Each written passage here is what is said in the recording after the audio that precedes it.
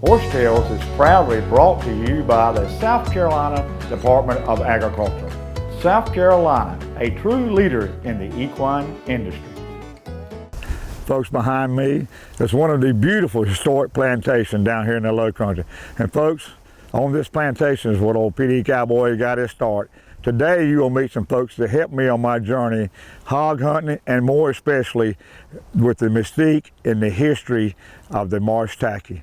And folks, like I say, what a journey it has been. So come walk along with me as you ride with the P.D. Cowboy where it just began. All my life I've been obsessed with horses. I was curious and wanted to see other people's love for their horses and their stories. I'm David Grant, the P.D. Cowboy, and along with some incredible horse owners, I want to share the story of horses and the people that have a passion for them.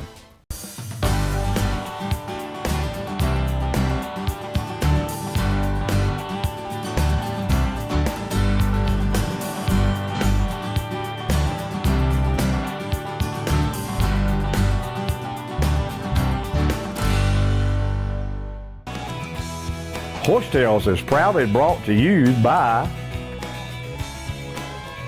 Warren Coker Pecans, now buying for the fall. Anderson Brothers Bank, the only choice for your banking needs. South Florence Feed and Seed, price, quality, and service. They have all three, and featuring Nutrina Feeds. South Carolina Horsemen's Council, the voice of the horse in South Carolina.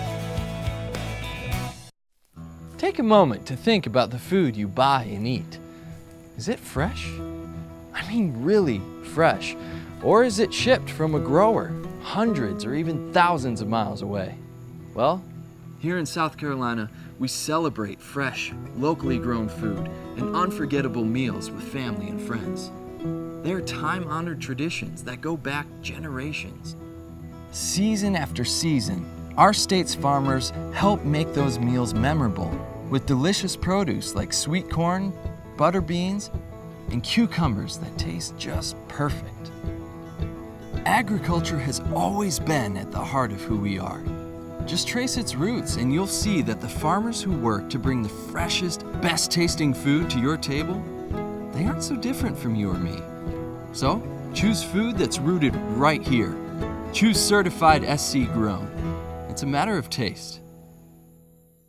You are the heart of our community. You work hard every day, but sometimes money gets tight. You still have dreams and may need a personal loan to help make them come true. Anderson Brothers Bank, where we're locally owned and care more about you than your credit score. We understand your dreams are unique and want to help you find the best way to realize them. The loan process at Anderson Brothers Bank is as easy as 1, 2, 3. Anderson Brothers Bank. We know behind every personal loan is a person.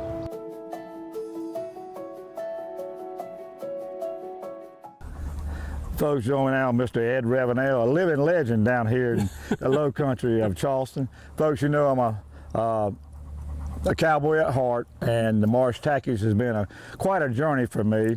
And I always say, because of the horse, my life has stayed on the course. And I'm just going to share a little bit of how I kind of got started with the Marsh Tackies, and Mr. Ed's going to tell us some stories. But anyway, got back into horses to deer hunt. And deer hunted a little while, and finally got up with an old boy from Andrews, South Carolina.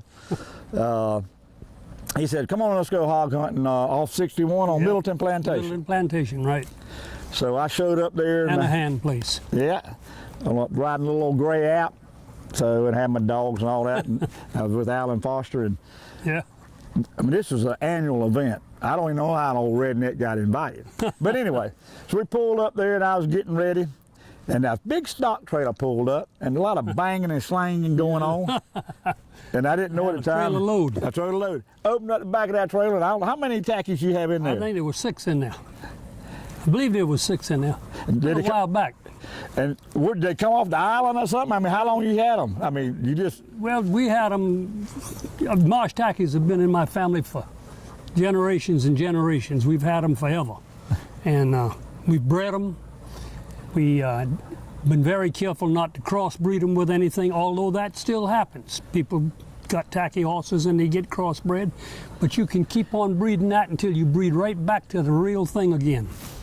And it's hard to beat a Marsh Tacky. If you follow the Marsh Tacky history throughout this country's existence, you'll find that they have been instrumental in wars, pleasure, everything. And folks, he's serious when he said that, because those 6 they brought out, they had some teenage boys there. They just kind of threw the saddles on. You can tell the horses didn't know anything, but they got them walked off. We went off. We caught a hog or two that day, didn't we? I think we caught.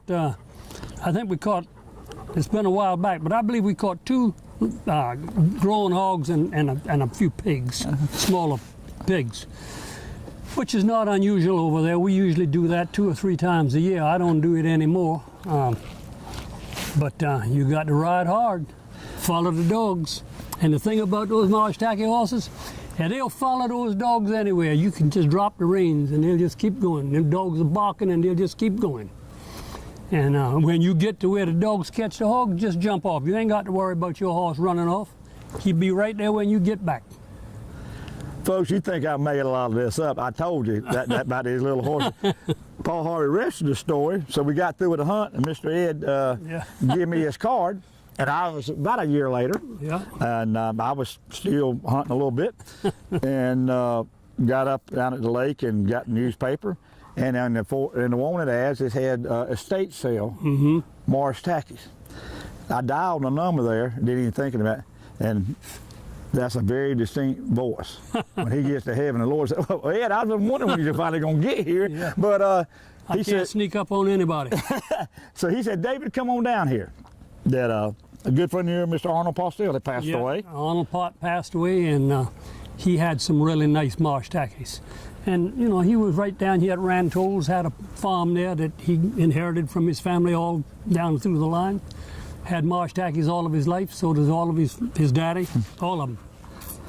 And it's Mr. T.M. Peoples, he's across the swamp over there. T.M.'s about 80 or 85 now, but he could tell you some stories about riding tacky horses in these swamps, you know, catching hogs. Right. Not only do you catch them, you got to get them out of there. And if you're able, if they're not too big, you put them on the horse, and you get on the horse with them. And ride on out. What we usually do with those hogs back in the day when I was hunting is we would take and mark the air so that if we ever caught them again, we would know we'd caught them. And we'd carry them someplace else and turn them loose. Now they want you to kill them all, but because they're really a pain in the neck now. But back 20, 25 years ago, man, we had some good times. And folks, I went over to Mr. Arnold's pasture and picked up a little filly called Holly. And she's made us a good horse, and went over to Beth's house, right? Beth. Yeah. And I wanted a gruler, so I picked out a little old scrawny looking little gruler stud colt name, and took him home and named him Postell. A good friend of mine, Ashley Jones, still got him, and he has made quite a reputation, a good little horse. And I think I went home with them, or did I come over here and left with some more? Help me with that story. I believe you took that one on home. I believe you went home with that one. And you know, the thing about these tacky horses is they've been around so long, and they're used to this kind of country. But you can carry them into the mountains, and they'll ride in those mountains. They'll do it. They're good trail horses. They're good cow horses. You can shoot off them. Just about anything you want to do. They don't make the best racehorse. They don't run that fast, but they can run a long time. If you don't believe it, call up Francis Marion at his grave and ask him. He can tell you. He wrote them. We were inside Jennifer's house a minute ago and was talking about a couple of horses and stuff, and you went down to Frogmore. Frogmore, yeah. And picked up a little horse, and that little horse's descendants are still around, and it really has helped keep the breed as pure. And you was talking about, you've got a nice little stud we'll see later. Yeah. That's off him, right? Excuse me. Tell us that story. Well, a friend of mine, Bill Gunner, he's a cutting horse friend of mine, and he was down there at Frogmore, and he called me and said, "Listen, I got a problem." Said, there's a gentleman down the road, and he got a Marsh Tacky stud, and said that stud is constantly getting out of his place and coming down here and tearing up my fence trying to breed my quarter horse mares. He said, and I have talked to him about getting rid of it. He said he'd sell the horse. He said, are you interested? I said, I'll come down there and look at him. When I got down there and I looked at that tacky stud, I said, oh boy, I got to have him, because he was typey as he could be. And I asked the fella, I said, you know, does he ride? He said, well, you can ride him. He said, but the best thing to do is work him.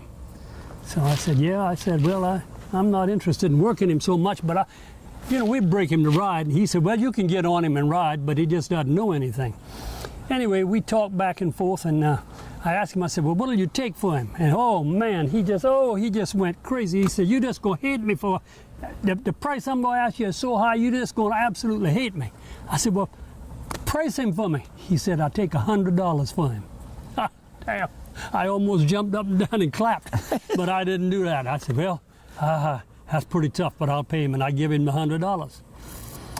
He said, well, how you gonna haul him? I said, I'm gonna put him in that trailer. He said, oh no, you don't get in that trailer. He said, I know that horse good, he ain't getting in there.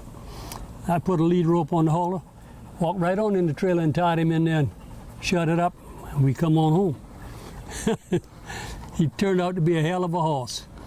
Mr. How do you think of course we'll share the story later of how we all formed the Marsh Tacky Association.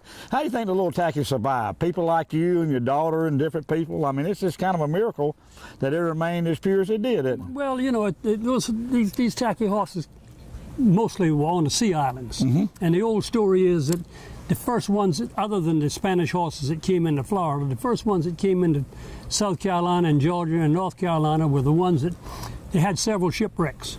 And those horses were out at sea 2 or 3 miles off the coast, and they swam in. And then they just multiplied on the sea islands. Well, as the plantations got better and better, and cotton and all of that was going on, they used them. They caught them, they used them, they rode them, they worked them, and they just kept them. And, you know, that's how they managed to maintain. And of course, they just rode them, and they did everything in the world. And they came from some of those old Spanish bloods. And great horses, they really are. Horse Tales is proudly brought to you by Morrell Tire, working tirelessly for all your automotive needs. South Florence Feed and Seed, proudly offering Tribune Equine Nutrition. Southern States, your local farm supply store. Equestrian Images, exceptional equine photography and video services. Farmers are always planning for higher yields, more diversity, expanding opportunities. Nationwide and your local agent want to help your farm last through the generations. As the #1 farm insurer in the country, Nationwide can help you achieve your goals. We stand for you. Don't go racing around looking for your car loan. At Anderson Brothers Bank, we keep you on track from start to finish. Anderson Brothers Bank. Right car, right payment, right now.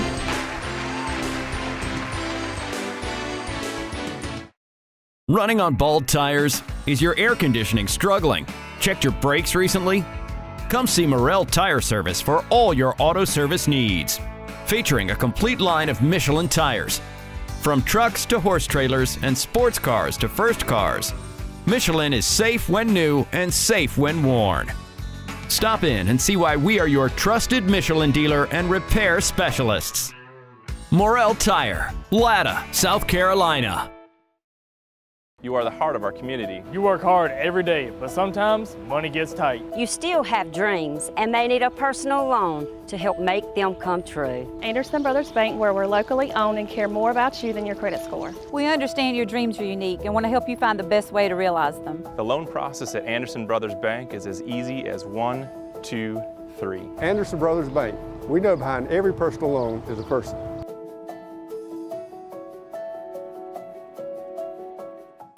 Folks, joining me now is Jennifer Ravenel, one of the 3 Ravenel children, and the oldest, right? And the oldest, yes. Mr. Ed was always telling me a story about how good of hands that his boys were, but they just lost interest and went to shrimping and boating and everything, right, Jennifer? They are boating life, yeah, and left me in the barn by myself. Yeah, but that's fine. Yeah.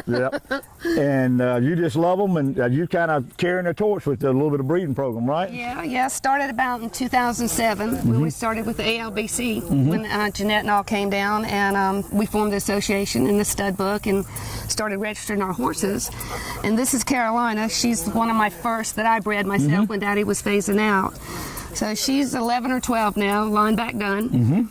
She's got the markings and all that most of them do, the stripes and all. So I've had a lot of fun with them. She's we started racing her in the beginning. Okay. I rode her for a couple of years and turned her into a brood mare. Then I had a pregnant mare that I was riding all the time and needed a mount, so I pulled her back out in the pasture, got right back on her, and took off trail riding again. She never missed a step. Well, you, how many tackies do you think you trained through the years? Ooh, a bunch. A bunch, yeah. I would probably 15 or 20 or so. Right. Yeah. Some mine, some not. Some belong to other people. Right. So, but always just love having a hand on them, you know. Do a little bit of groundwork on them, put a saddle on them, and take them in the woods. Well, what do you think? I know you've been around them all your life. What makes you heard your daddy say a lot of great things. What's some attributes? Why do you like the Marsh Tacky so much? They're just so versatile. You can do anything on them, put anybody on them. I don't worry about where I'm riding, you know. She's not going to spook or do anything. She gets bogged down. She's going to be calm. Just a pleasure all around. You know, they're good at anything that I want to do with them. You know, I do a little bit of competition with some of them. My Scarlet mare I do. And it's just a pleasure to ride them. You're not fighting them the whole time. You know, they're just very willing horse. Well, the Scarlet mare is one I've always wanted, right? The little, yeah, my little roan mare. The one you call the secret weapon, is that right? Yes. Well, this one's all tacky blue, and is that correct? What's the breeding on this one? She's tacky blue and Star, which was our one-eyed mare that we had. Yeah. Yeah. Patty Cake and Star were our two old mares. So she came off a Star, and so I kept her because she was the last filly. And then Carolina came off, Scarlet came off a Patty Cake and kept her because that was the last filly out of our old stock. So I wanted to keep that line going. So I kept these mares and bred them for a while, and now I have a nice little herd. Well, folks, you hear one-eyed mare, and the crazy mare didn't really come up. Yeah. And you heard Tacky Blue and Bill Gunner. Those are legendary names in the Marsh Tacky breed, folks. So we're going to ride over a few minutes and see a few more. Yes, we'll see Mullet, who is my little stud that I'm breeding out a little bit now. You'll see Scarlet again. She's over there. And my Biff mare is over there, which is Mullet's mother. And I have a little gelding and a little filly that'll be 3 in May that I have over there. And folks, like I say, you've seen me mounting on tackies, doing different things through the years and stuff. But this is where it began. This was the beginning. And the Marsh Tacky breed owe a debt to the Ravenel families and a lot of other families. But I tell you, the Ravenel name has been around a long time, but it'll be mentioned right on and right on. I kind of say that through the years that the Ravenels and the McKenzies and Mr. Lowther and all that preserved them, and a lot of us folks like myself have promoted them. Yes, you have, and done a great job at it. Well, listen, we're going to ride over to the farm and see a few more, aren't we? Perfect. Let's go. Jennifer, thank you. Thank you. Folks, the Ravenels have been around here for a long, long time, way back before the Revolutionary War days. And behind us, this little stud's name is Marion's Man, and his barn name is Mullet. Mr. Ed, we were talking earlier, you said y'all had a book in the house. It was the Ravenel Record. Right. Y'all been around here how long? Well, the immigrant came in, was 1768, wasn't it? Yes. Rene Ravenel came to this country in 1768, and the St. Julians came at the same time. And then Rene married one of the St. Julians. And all of the plantations that are up underneath the lake, or the lakes, several of them were like Wantoot and Pouchey were Ravenel plantations. And then back in those days, they married cousins and third cousins and fourth cousins and everything. So they married into the majority of the plantations. And they had horses up there. They worked and rode the Marsh Tackies. But they also had blooded horses that they built tracks and they raced them and all. And every now and then they would race a Marsh Tacky, but mostly they raced their thoroughbred horses. But the real meat of the nut came out of these taxes. That kept those plantations going. Kept the cotton being growing over there and everything. And then during the Revolutionary War, Francis Marion, most people have heard about Francis Marion, he was a kind of a guerrilla type army officer. And there were at least 4 of my family members way back that rode with him. And they have all told stories, and we got a book called the Ravenel Records that tells all of this stuff, and it tells a lot of those stories about that. Very interesting. Folks, one thing that I call the Marsh Tacky the best kept equine secret this century. And he made mention back then they raced the thoroughbreds, but the meat of the nut, I'm gonna have to repeat that. The meat of the nut was right here. They worked them, they rode them, the servants rode them.